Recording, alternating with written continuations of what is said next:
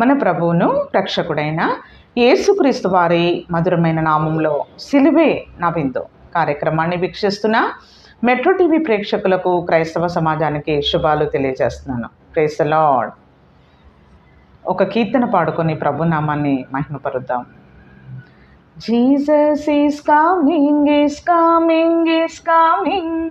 Maybe tomorrow, maybe today, maybe the trumpets, maybe the angels come up the higher, the Savior will say, Jesus is coming, is coming, is coming.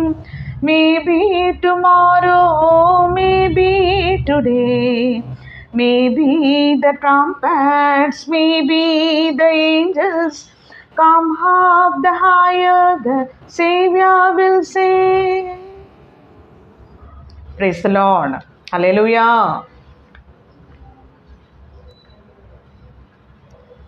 ఈరోజు కొరకైన దేవుని యొక్క వాక్య భాగము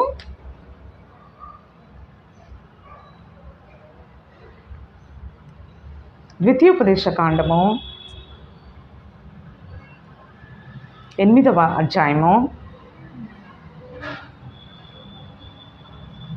3వ వచనము నుండి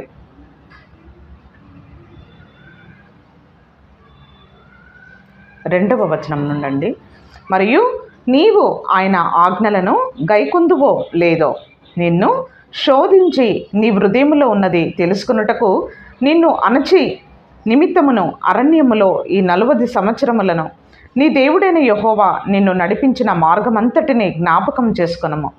ఆహారము వలనే కాక యెహోవా సెలవిచ్చిన ప్రతి మాట వలన నరులు బ్రతుకుదురని నీతో తెలియచేయుటకు ఆయన నిన్ను అణచి నీకు ఆకలి కలగజేసి నీవే గాని నీ పితరులే గాని ఎన్నడూ ఎరుగని మన్నాతో నిన్ను పోషించను.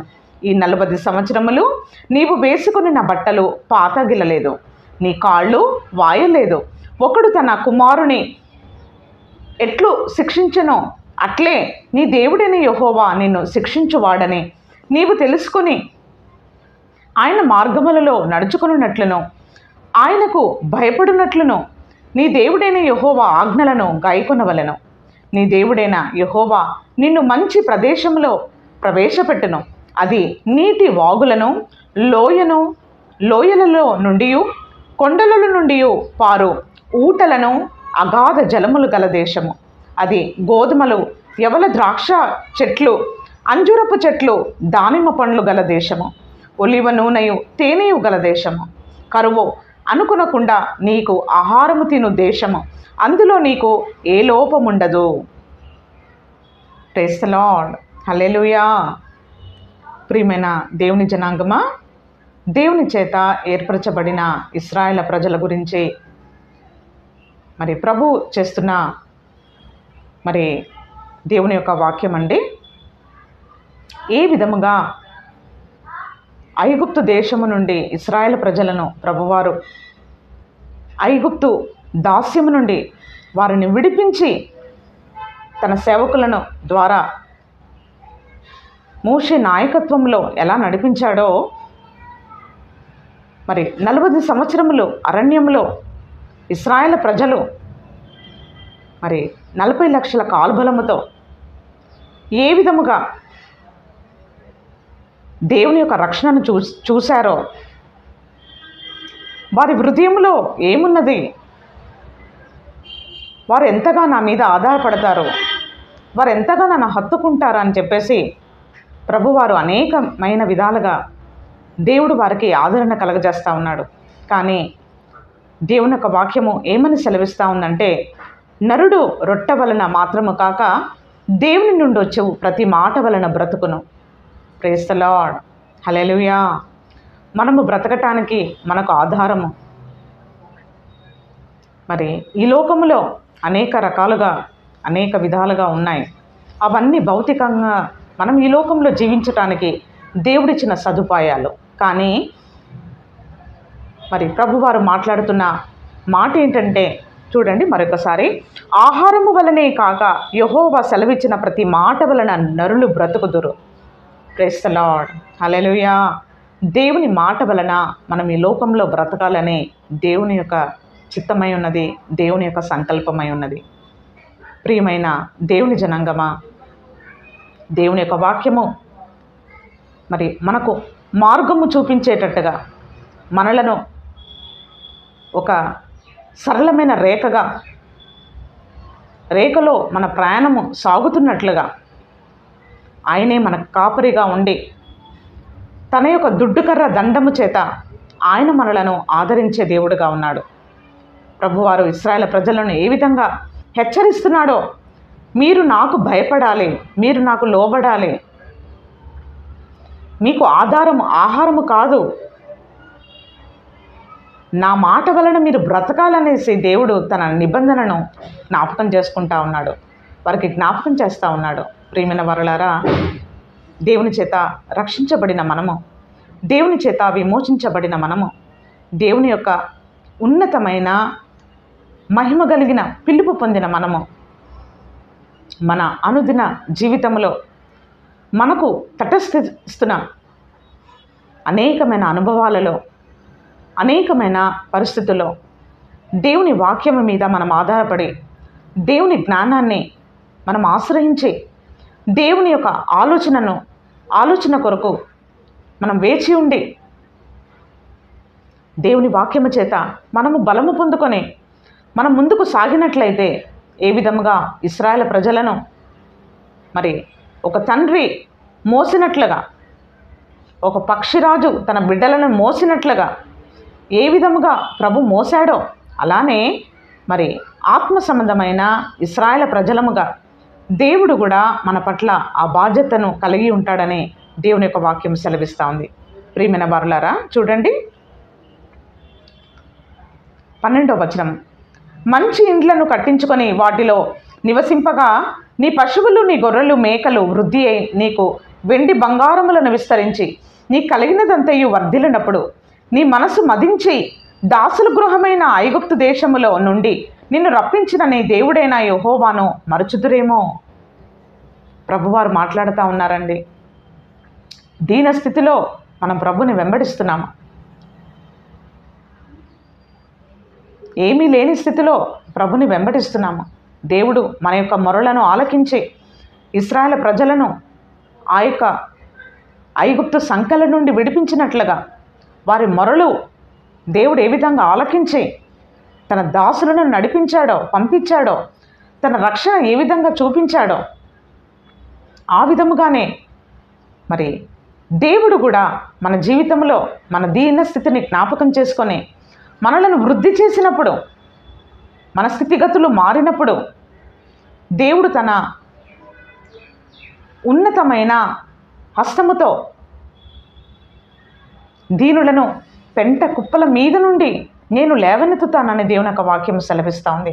ఆ విధముగా ప్రభు మనలను జ్ఞాపకం చేసుకొని ఉన్నతమైన స్థితిలో దేవుడు మనలను తీసుకొని వచ్చినప్పుడు కూడా మరి ఏ విధముగా మనము గతములో మన దీన స్థితిలో ఎలా మందిరానికి వెళ్ళామో, ఎలా ప్రభుని వేడుకున్నామో, ఎలా దైవ సేవకులతో ప్రార్థనలో పోరాడామో, ఎలా ఉపసించామో, ఎంత వైరాగ్యము కలిగి ఉన్నామో, ఆ విధముగానే మనము కూడా వర్ధిల్లినప్పుడు కూడా, ఆశీర్వదించబడినప్పుడు కూడా మన మనసు చెదిరిపోకూడదు, మన మనసు పాడవకూడదు అని దేవుని యొక్క వాక్యం సెలవిస్తూ ఉంది. ప్రియమైన వారులారా, కనిపించే ప్రతి ఆశీర్వాదము మరి భౌతికంగా మనకున్నది. రెండవది, భౌతికమైన ఆశీర్వాదాల చేత వాటితో మనము మరి మునిగిపోకుండా, మరి ఈ ఆశీర్వాదాలన్నీ ఇచ్చిన దేవుని హస్తాన్ని, దేవుని మనం ఆశ్రయించి ఆ యొక్క కృతజ్ఞత భావాన్ని మనం పెట్టుకున్నట్లయితే మరి మనం నిశ్చయముగా విశ్వాస జీవితంలో నుంచి మనము తొలగిపోమండి. ప్రతిరోజు మనం జ్ఞాపకం చేసుకోవాలి. మనం తింటున్న భోజనం, ఒకప్పుడు మనం ఎలా చేసాము భోజనము, ఒకప్పుడు మనకు ఎంత ల్యాకింగ్గా ఉండేది, మనం ఎంతగా దేవుణ్ణి గోజాడుకొని ప్రార్థన చేసుకొని ఎలా దేవుని మహిమను మన జీవితంలో చూసామో, ఇప్పుడు కడుపు నిండిన తర్వాత కూడా ఆ మన యొక్క పూర్వస్థితిని మనం జ్ఞాపకం చేసుకున్నట్లయితే ఖచ్చితంగా మనం దేవుని స్తుతించి ఆరాధించవలసిన వారముగా మనం ఉంటాము. చూడండి 17వ వచనము. అయితే మీరు మా సామర్థ్యము మా బాహుబలము ఇంత భాగ్యము మాకు కలగజేసినని అనుకుందురేమో, కాగా నీ దేవుడైన యెహోవాను జ్ఞాపకము చేసుకొనవలెను. ఏలైనగా తాను నీ పితరులతో ప్రమాణం చేసినట్లు తన నిబంధనను నేటి వలె స్థాపింపబడవలనని మీరు భాగ్యము సంపాదించుకున్నటకై మీకు సామర్థ్యము కలగజేసిన వాడు ఆయనే. నీవు ఏ మాత్రమైనను నీ దేవుడైన యెహోవాను మరచి ఇతర దేవతలను అనుసరించి పూజించి నమస్కరించినడలా మీరు నిశ్చయముగా నశించిపోదురని నేడు మిమ్మును గూర్చి నేను సాక్ష్యము పలికి ఉన్నాను. ప్రియమైన వారులారా, ఏ విధముగా మన హృదయాన్ని మనము స్థిరపరుచుకొని నిర్ణయించుకొని పరిశుద్ధమైన లేఖన భాగములు ఏ విధముగా మన దేవుడైన యెహోవాను మనం ఏ విధంగా సేవిస్తున్నామో, తన ప్రియ కుమారుడైన యేసుక్రీస్తు ప్రభుల వారిని ఏ విధంగా ఆరాధిస్తున్నామో, ఏ విధముగా పరిశుద్ధాత్మ దేవుడు మరి ఆదరణకర్తగా మన జీవితంలో ఎలా క్రియ చేస్తున్నాడో, మరి త్రియేక దేవుని నామంలో మనం ఎలా నడిపించబడుతున్నామో, ఎలా ఆదరణ కలిగి ఉన్నామో, ఆ విధముగానే మనకి సామర్థ్యతను కలగజేసిన వాడు. మనము భాగ్యము సంపాదించుకున్నటకై మనకు సామర్థ్యత కలగజేసిన దేవుణ్ణి మీరు మర్చిపోకూడదని దేవుని యొక్క వాక్యము సెలవిస్తూ ఉంది. ప్రియమైన వారులారా, దేవుడు మనకి జ్ఞానాన్ని కలగజేస్తూ ఉన్నాడు. దేవుడు మనకు అనేకమైన మరి అవకాశాలను దేవుడు మనకు అనుగ్రహిస్తూ ఉన్నాడు. దేవుడు మన చేతి పనులను ఆశీర్వదిస్తూ ఉన్నాడు. మనం చేస్తున్న మొరలు ప్రార్థనలు దేవుడు ఆలకించి మన దీన స్థితి నుండి మరి ఆ స్థితిలో నుంచి దేవుడు మనల్ని లేవనెత్తి మరి సంపన్నులుగా భాగ్యవంతులుగా దేవుడు మనలను మారుస్తున్నప్పుడు ఈ భాగ్యమంతా నా కష్టముతో నేను సంపాదించుకున్నాను, నా రెక్కలతో నేను సంపాదించుకున్నాను అనేసి మనము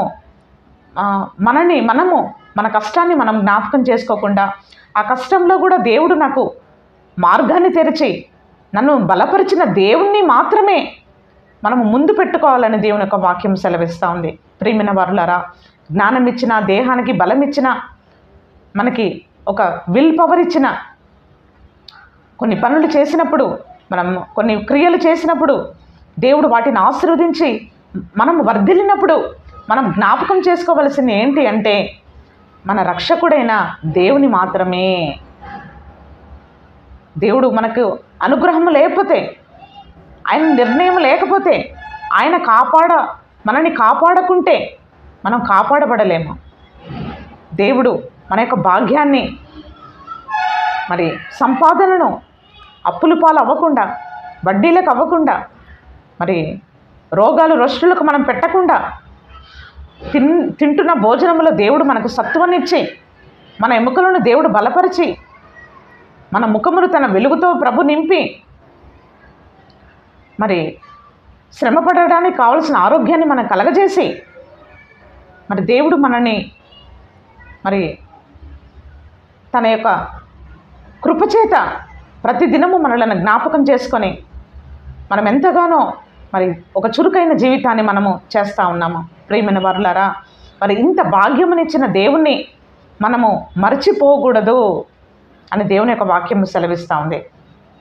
78వ సంకీర్తనలో దేవుని యొక్క వాక్యం ఏమని సెలవిస్తూ ఉందంటే, వారు దేవుడు చేసిన మేళ్లను జ్ఞప్తికి తెచ్చుకోలేదని దేవుని యొక్క వాక్యం సెలవిస్తూ ఉంది.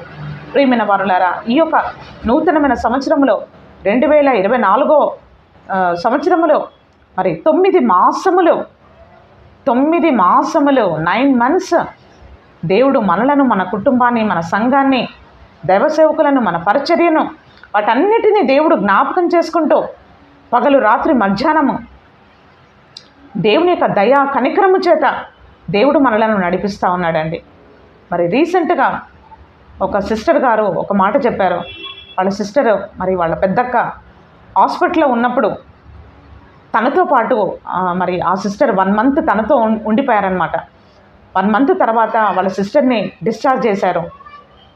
మరి ఆ సిస్టర్ గారు నాతో మాట్లాడుతూ ఉన్నారు, నిజంగా అక్క మనం ఇంత ఆరోగ్యంగా ఉన్నాము, మరి దేవుడి దయ వల్ల మనకి ఇబ్బందులు ఏమీ లేవు, మనము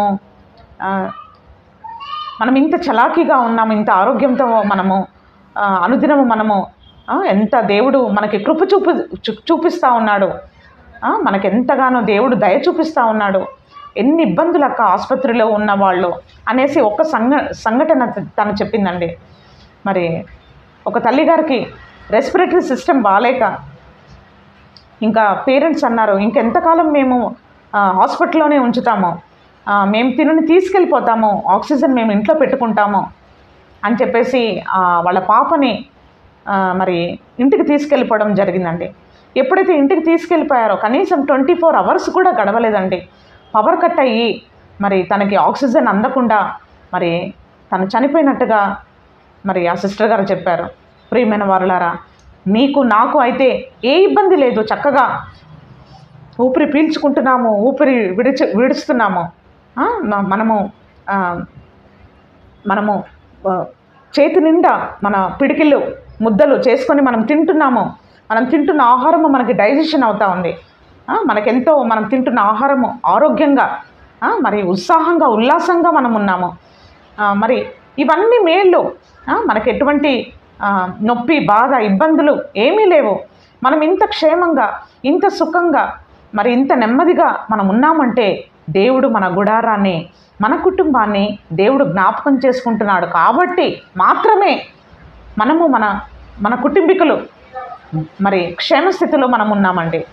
ప్రియమైన వారులారా, మరి దేవుడు చేసిన మేళ్లను మనం ఈ విధంగా జ్ఞాపకం చేసుకున్నప్పుడు కృతజ్ఞతతో దేవుని స్తుతించి ఆరాధించవలసిన వారముగా మనం ఉంటాము. చూడండి, ద్వితీయోపదేశకాండము 9వ అధ్యాయము 4వ వచనము. నీ దేవుడైన యెహోవా నీ ఎదుట నుండి వారిని తోలివేసిన తర్వాత నేను ఈ దేశమును స్వాధీనపరుచుకున్నట్లుగా యెహోవా నా నీతిని బట్టి నన్ను ప్రవేశపెట్టనని అనుకునవద్దు. ఈ జనముల చెడుతనమును బట్టియే యెహోవా నీ ఎదుట నుండి వారిని వెళ్ళగొట్టుచున్నాడు. నీవు వారి దేశమునకు వచ్చి దాన్ని స్వాధీనపరుచుకున్నటకు నీ నీతి అయినను నీ హృదయ యథార్థతను హేతువు కాదు. Praise the lord, hallelujah. ప్రియమైన వారులారా, ఈరోజు మనం ఈ స్థితిలో ఉన్నామంటే మరి మానవుడి యొక్క నీతి కాదు, మానవుడి యొక్క భక్తి కాదు, మానవుడి యొక్క మరి మంచితనము కాదు, మరి మనం పాటిస్తున్న న్యాయము కాదు, మన యొక్క స్థితిగతులు కావండి. కేవలము నా కృపతో నేను మీకు వెసులుబాటు కలగజేస్తున్నాను కాబట్టి మీరు ఈ స్థితిలో ఉన్నారని అంటా ఉన్నారు. ఎన్నడూ మనము ఉన్నతమైన స్థితిలోనికి వచ్చిన తర్వాత నా కష్టముతో, నా ప్రతిభతో, నా జ్ఞానముతో, నా కష్టముతో నేను ఈరోజు ఈ స్థితిలో ఉన్నానని మనం ఎప్పుడు చెప్పకూడదు. కానీ నా దేవుడు కృపనిస్తే, నా దేవుడు జ్ఞానం ఇస్తే, నా దేవుడు నాకు సహాయం చేస్తే, నా దేవుడి అనుగ్రహం నా మీద ఉండబట్టి, దేవుడు నన్ను జ్ఞాపకం చేసుకున్న బట్టే నేను ఈరోజు ఈ స్థితిలో ఉన్నానని మనము ప్రభుని ముందు పెట్టుకున్నట్లయితే, దేవునికి మొట్టమొదటిగా ప్రియారిటీ మనం ఇచ్చినట్లయితే ఆయన హెచ్చవలసి ఉన్నది, నేను తగ్గవలసి ఉన్నది. ప్రియమైన వారులారా, దేవుని మహిమను మనం దొంగలించకూడదు, ఆయన మహిమను మనం కప్పుకోవాలి. దేవుడికి ఇవ్వాల్సిన స్తోత్రములు, దేవుడికి ఇవ్వాల్సిన ఆ యొక్క ఆరాధన, ఆ ఘనత మన ఇంట్లోనే కానీ సమాజంలోనే కానీ మరి బహిరంగంగా మనం జీవిస్తున్న జీవితంలో కానీ మరి అన్ని విధాలుగా ఎక్కడ మనకి ఏ సందర్భం వచ్చినప్పటికీ ఆయన చెవియొగ్గి ఆలకించే దేవుడు అండి. నా కష్టంతో నేను పైకి వచ్చాను, నా ప్రతిభతో నేను పైకి వచ్చాను అనేసి మనం అనకుండా సమస్తము దేవుడు కృప మీద, దేవుని కృపే, దేవుని దయే, దేవుని వాత్సల్యమే అనేసి మనం దేవునికి ఆ మహిమను, ఆ ఘనతను మనం ఆరోపించినప్పుడు దేవుని నామము ఎంతగానో మహిమపరచబడుతుందండి. దీనులను ఆయన హెచ్చించే దేవుడుగా ఉన్నాడు. ప్రియమైన వారులారా, మరి దీనస్థితిలో మనం ఏ విధముగా చూడండి, నీ హృదయ యథార్థతను బట్టి హేతువు కాదు. మానవుడిలో ఉండే మంచితనం ఏదీ లేదండి. ఏ మానవుడు నీతిమంతుడు కారు లేరు అంటా ఉన్నాడు ప్రభువారు. ప్రియమైన వారులారా, ఈ నీతి మనకు ఎలా వచ్చిందంటే మన ప్రభు అయిన యేసుక్రీస్తు వారిని బట్టి వచ్చింది. ప్రభుని విశ్వసించుటను బట్టి, ప్రభులో మనం వారు కార్చిన రక్తములో మనం కడగబడ్డాము గనుక ఆ నీతిని దేవుడు మనకి నీతి వస్త్రములతో దేవుడు మనలను కప్పుతా ఉన్నాడు, మనలను అలంకరిస్తూ ఉన్నాడు. ప్రియమైన వారలారా, చూడండి 6వ వచనము, మీరు లోబడనులని వారు గనక ఈ మంచి దేశంను స్వాధీనపరుచుకున్నట్లు నీ దేవుడైన యెహోవా నీ నీతిని బట్టి నీకు ఇయ్యబడని నీవు తెలుసుకొనవలెను. అరణ్యములో నీవు నీ దేవుడైన యెహోవాకు కోపము పుట్టించిన సంగతి జ్ఞాపకం చేసుకునము, దాన్ని మరవవద్దు. నీవు ఐగుప్తులో నుండి బయలుదేరిన దినము మొదలుకొని ఈ స్థలమందు మీరు ప్రవేశించుటకు మీరు యెహోవా మీద తిరుగుబాటు చేయుచునే వచ్చితిరి. ప్రియమైన వారులారా, మరి దేవుడు గడిచిన కాలమంతయు సంవత్సరములు మనము పిండమైన నాటి నుండి నేటి వరకు మనలను భరించింది ఎవరు? మనను మోసింది ఎవరు? మన అమ్మ నాన్ననా, మన భర్తనా, మన బిడ్డలా? కాదండి. వారందరినీ దేవుడు మనకి మరి సపోర్టర్స్గా ఉంచాడు, నేను కాదనను. కానీ దేవుడు మాత్రమే ఆయన కనులతో గర్భంలో పిండమై ఉన్న మనలను చూచినవాడు ఆయనే. మనకు జీవమిచ్చి, మనకు రూపమిచ్చి, మనకు జ్ఞానమిచ్చి, మనల్ని వృద్ధిలోనికి తీసుకొచ్చిన దేవుని మనం మర్చిపోకూడదని దేవుని యొక్క వాక్యము సెలవిస్తూ ఉంది. ప్రియమైన వారులారా, మనము ఈ విధముగా ప్రభుని స్తుతించి ఆరాధించవలసిన వారము. మరి దేవుని యొక్క సన్నిధానంలో మరి దేవుడు చేసిన మేళ్లను మనము పొందుకొని మనము వాటిని ప్రకటించవలసిన అవసరము ఎంతైనా ఉన్నది.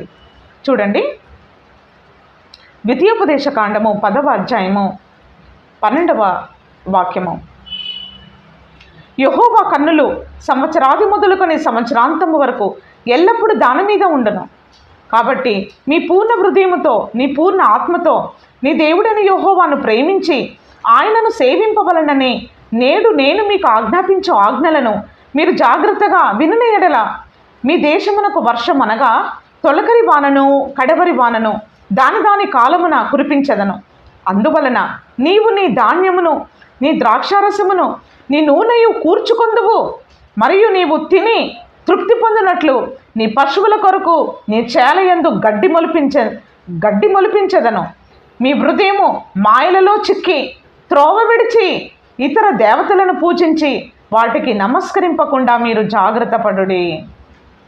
Praise the lord. హల్లెలూయా. ప్రియమైన దేవుని జనాంగమా, దేవుడు ఆశీర్వదించిన తర్వాత మన హృదయం అనే మాయతో పోల్చాడండి దేవుడు. హృదయము మాయ, లోకము మాయ. ఒకవేళ మనము త్రిప్పబడతామేమో, ఒకవేళ మనము మరులు కోల్పబడతామేమో, మరి దేవుని విడిచి వెళ్ళిపోతామేమో, చల్లారిపోతామేమో అని దేవుడు మన ఎడల మరి చింత చేస్తూ ఉన్నాడు. కానీ ప్రియమైన వారులారా, ఎప్పుడైతే మనము కృతజ్ఞత కలిగిన వారముగా మనం ఉన్నట్లయితే మనం ఎన్నడూ మన స్థితిగతులను మర్చిపోకూడదు. Praise the lord. హల్లెలూయా. చూడండి 18వ వచనము, కాబట్టి మీరు నా మాటలను మీ హృదయములో మీ మనసులోనూ ఉంచుకొని వాటిని మీ చేతుల మీద సూచనలుగా కట్టుకొనవలెను. అవి మీ కనుల నడుమ బాసికము వలె ఉండవలెను. నీవు నీ ఇంట కూర్చున్నప్పుడు, త్రోవను నడుచున్నప్పుడు, పండుకొనున్నప్పుడు, లేచినప్పుడు వాటిని గురించి మాట్లాడుచు వాటిని మీ పిల్లలకు నేర్పి. Praise the lord. హల్లెలూయా. మన పిల్లలకు దేవుడు చేసిన, మన జీవితంలో చేసిన మేళ్ళు మన పిల్లలకు మనం నేర్పాలని దేవుని యొక్క వాక్యం సెలవిస్తూ ఉంది. ప్రియమైన వారులారా, ఏ గదిలో మనం ప్రవేశించినప్పటికీ, బెడ్రూమ్లోనా, మరి హాల్లోనా, స్టడీ రూమ్లోనా, ప్రేయర్ రూమ్లోనా, కిచెన్లోనా, ఎక్కడికి మనం వెళ్ళినప్పటికీ, ఇంట్లో మనం తిరుగుతున్నప్పుడు దేవుని యొక్క వాక్యాలు మన కంటికి కనబడేటట్టుగా మరి చక్కగా దేవుని యొక్క వాక్యము మనము మరి పోస్టర్స్గా అనేకమైన వాక్యాలు ఉన్నాయి. మరి వాగ్దానాలు దేవుడు మనకు అనుగ్రహిస్తూ ఉన్నాడు. మనం ఇంట్లో మనం అలంకరించుకొని ఎక్కడ చూసినా మనము దేవుని వాక్యాన్ని చూసినప్పుడు దాన్ని చదివేటట్టుగా ఆ వాగ్దానాన్ని పెట్టి మనము దేవుని స్తోత్రించేటట్టుగా, ఎందుకంటే నీ వాక్యము వెల్లడి అగుట తోడనే వెలుగు కలుగును. ప్రియమైన వారులారా, మన జీవితంలో వెలుగు కలగాల, మనం నోటితో దేవుని వాక్యాన్ని ఉచ్చరించాలండి. మరి మనం ఈ విధంగా మరి దేవుని యొక్క వాక్యాన్ని మనం జ్ఞాపకం చేసుకొని, మనం గైకొని మన బిడ్డలకు కూడా మనం నేర్పించే వారముగా ఉన్నట్లయితే తరము వెంబడి తరము, తరము వెంబడి తరము, తరము వెంబడి తరము ఆయన కృపా కనికరములు మన ఎడల విస్తరించబడతా ఉంటుంది. ఒక జనరేషనల్ వెల్త్ కావాలా? ఒక జనరేషనల్ వెల్త్ కావాలా? కేవలం మన తరము వారే ఆశీర్వదించబడాలా? మన తరము వరకేనా? కాదు, మన తరము వెంబడి తరము, తరము వెంబడి తరము. ప్రియమైన వారులారా, ఈ నీతి మనకు ఎలా వస్తుంది అంటే ప్రభువారు మనకు అనుగ్రహించిన నీతి. ఆ నీతిని మనకు అనుగ్రహించాడు.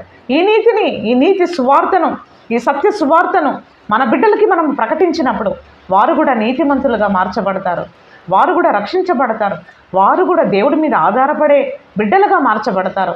ఏ విధంగా ఆయన కృపా కనికరములను, ఆయన దయాకిరీటాన్ని మనం ఏ విధంగా పొందుకుంటున్నామో అలానే మన బిడ్డలు కూడా నిరీక్షణ కలిగిన వారుగా, దేవుడి మీద ఆధారపడి బ్రతికే బిడ్డలుగా వారు కూడా మార్చబడతారు. తద్వారా తరము వెంబడి తరము, తరము వెంబడి తరము దేవునికి మహిమ తెచ్చే, కీర్తిని తెచ్చేవారుగా మన కుటుంబాలు మరి ఉంటాయండి.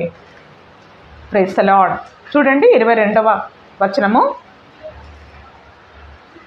మీరు మీ దేవుడైన యెహోవాను ప్రేమించి ఆయన మార్గమన్నిటిలోనూ నడుచుకొనుచు ఆయనను హత్తుకొని మీరు చేయవలనని నేను మీకు ఆజ్ఞాపించు ఆజ్ఞలన్నిటినీ అనుసరించి జాగ్రత్తగా నడుచుకొనవలెను.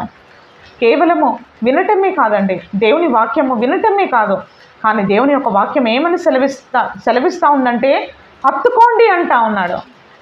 Praise the lord, hallelujah. దేవుని వాక్యాన్ని మనం హత్తుకోవాలి, దేవుని వాక్యాన్ని మనం గైకొనాలి, దేవుని వాక్యాన్ని స్వచ్ఛందంగా మనం ప్రేమించి మరి దేవుని యొక్క వాక్యానికి మన జీవితంలో మనము ప్రాముఖ్యతను మనం ఇచ్చినట్లయితే మరి ప్రియమైన వారులారా, దేవుడు మనలను దీనులుగా ఉంచాడు. దరిద్రులను, దీనులను పెంట కుప్పల మీద నుండి ఆయన లేవనెత్తుతానని దేవుని యొక్క వాక్యం సెలవిస్తూ ఉందండి. ప్రియమైన వారులారా, యెషయా గ్రంథము 53వ అధ్యాయము 11వ వచనము, అతడు తనకు కలిగిన వేదనను చూచి తృప్తి నొందును. నీతిమంతుడైన నా సేవకుడు జనుల దోషములను భరించి తనకున్న అనుభవ జ్ఞానము చేత అనేకులను నిర్దోషులుగా చేయను.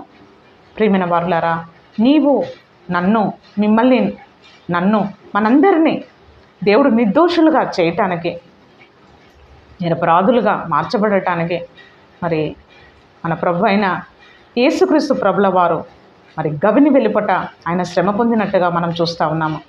కల్వారి శిలువలో యేసుక్రీస్తు ప్రభుల వారు మరి మ్రాను మీద వ్రేలాడే మరి సమస్త దోషము, లోక పాపమును మోసుకొని పోవు దేవుని గొర్రెపిల్లగా ఆయన ప్రాయశ్చిత్త బలిగా బలి చేయబడ్డాడండి. ప్రియమైన వారులారా, ప్రభువారు అర్పించిన ఆ బలి యాగాన్ని బట్టి మనము దేవుని స్తుతించి ఆరాధించబద్ధులమై ఉన్నాం. మరి ఆయన నీతిమంతుడైన నా సేవకుడు అనే దేవుని యొక్క వాక్యం సెలవిస్తూ ఉంది. మరి యేసుక్రీస్తు ప్రభుల వారు ఆయన నీతిమంతుడు, ఆయన రక్తంతో కడిగబడిన బిడ్డలమైన మనము కూడా మరి దేవుడు నీతిమంతులుగా దేవుడు మనలను చూస్తూ ఉన్నాడు. మరి ఎంతటి యోగ్యత, ఎంతటి అర్హత దేవుడు మనకు అనుగ్రహించాడండి. ఒకప్పుడు మనం వెలుపటి వారముగా ఉన్నాం, కానీ ఇప్పుడు మరి రక్షించబడిన మరి పరలోక ఏకపట్టణస్థులుగా దేవుడు మనల్ని మార్చాడు, ఒక్క కుటుంబీకులుగా మార్చాడు. చూడండి యెషయా గ్రంథము 53వ అధ్యాయము 4వ వచనము, నిశ్చయముగా అతడు మన రోగములను భరించెను, మన వ్యసనములను వహించెను, ఆయనను మొత్తబడిన వానుగాను దేవుని వలన బాధింపబడిన వానుగాను శ్రమనొందిన వానిగాను మనం అతన్ని ఎంచితిమి. మన అతిక్రమ క్రియలు బట్టి అతడు గాయపరచబడెను, మన దోషములను బట్టి నలగొట్టబడెను, మన సమాధానార్థమైన శిక్ష అతని మీద పడెను, అతడు పొందిన దెబ్బల చేత మనకు స్వస్థత కలుగుచున్నది. మనమందరము గొర్రెల వలె త్రోవ తప్పిపోతిమి, మనలో ప్రతివాడును తనకిష్టమైన త్రోవకు తొలగిన. యెహోవా మనందరి దోషమును అతని మీద